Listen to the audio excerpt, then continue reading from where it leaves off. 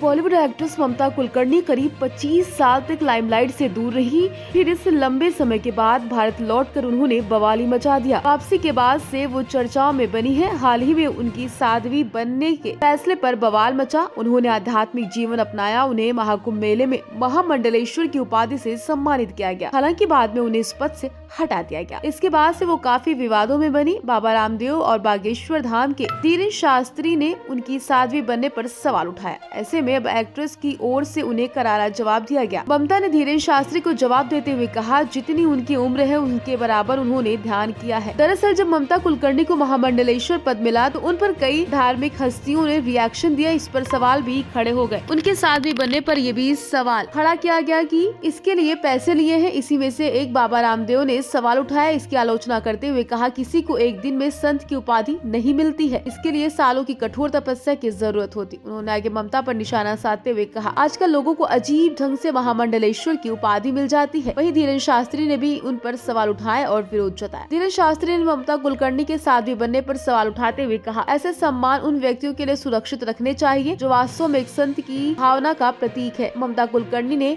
इन सवालों के जवाब दिए। हाल ही में वो आपकी अदालत नामक शो में पहुंची। उन्होंने बाबा रामदेव के सवाल पर जवाब देते हुए कहा, बाबा रामदेव को क्या चाहिए। अभिनेत्री ने आगे कहा, बाबा रामदेव को महाकाल और महाकाली से डरना चाहिए। ममता कुलकर्णी यही नहीं रुकी। उन्होंने आगे धीरेन शास्त्री को भी करारा जवाब दिया। उनको एक भोला लड़का कहा। एक्ट्रेस आगे कहती हैं, उनकी जितनी उम्र है उतना उन्होंने ध्यान किया, 25 साल। ममता ने आगे सुझाव देते हुए कहा, वे अपने गुरु से पूछे कि वो कौन है और चुप रहे। किन्नर अखाड़े के संस्थापक ऋषि अजय दास ने एक्ट्रेस के साथ ही आचार्य महामंडलेश्वर लक्ष्मी नारायण त्रिपाठी को ही निष्कासित कर दिया। उन्होंने ये फैसला तब सुनाया जब ममता को लेकर विवाद खड़ा हो गया। उन पर आरोप लगाया गया कि उन्हें इस संस्थापक की सहमति के बिना नियुक्त किया गया था। इसके बाद लोगों में काफी गुस्सा भरा था। अध्यात्म गुरु काफी भड़क गए थे।